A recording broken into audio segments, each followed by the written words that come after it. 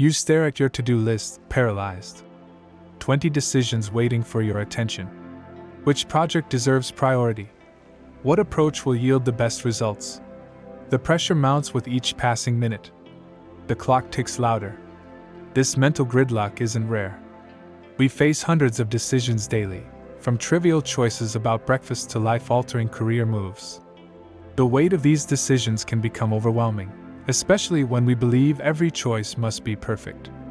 The human brain wasn't designed for this level of decision fatigue. Our ancestors made simpler choices about immediate survival needs.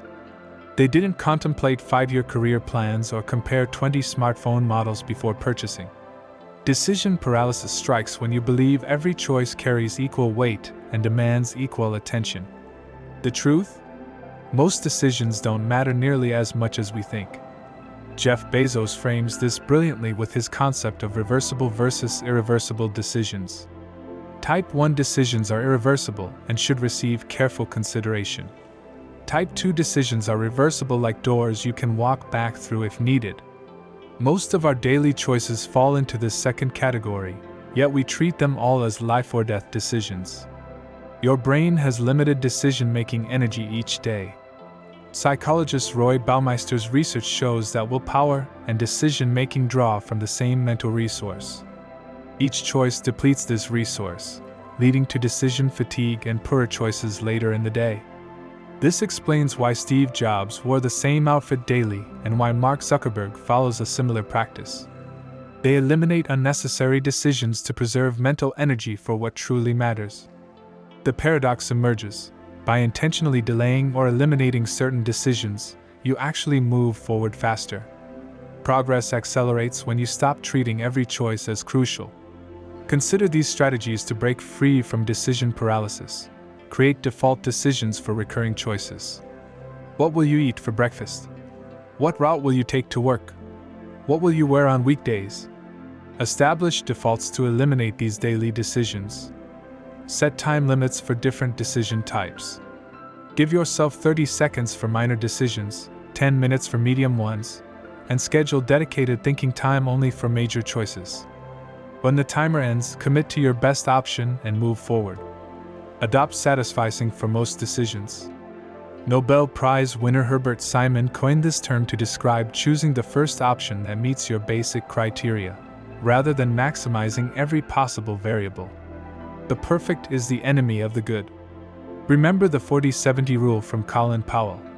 Don't make decisions with less than 40% of the information you need, but don't wait until you have more than 70%. Beyond 70%, the additional information rarely changes the outcome enough to justify the delay. The October 10th, 10 rule offers another practical framework. For any decision, ask, how will I feel about this 10 minutes from now? 10 months from now? 10 years from now? This perspective helps right-size the importance of your choices. Japanese organizing consultant Marie Kondo suggests keeping only what sparks joy when decluttering physical spaces. Apply this same principle to your decisions. Which choices truly matter enough to deserve your full attention? The ultimate productivity hack isn't about making decisions faster, it's about making fewer decisions altogether. This principle applies equally to your personal and professional life.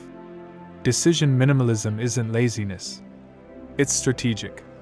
By consciously choosing which choices deserve your attention, you preserve mental energy for creativity, deep work, and the decisions that truly shape your future.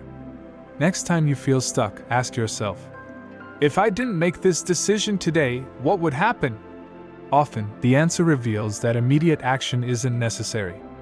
Some problems solve themselves. Some choices become clearer with time.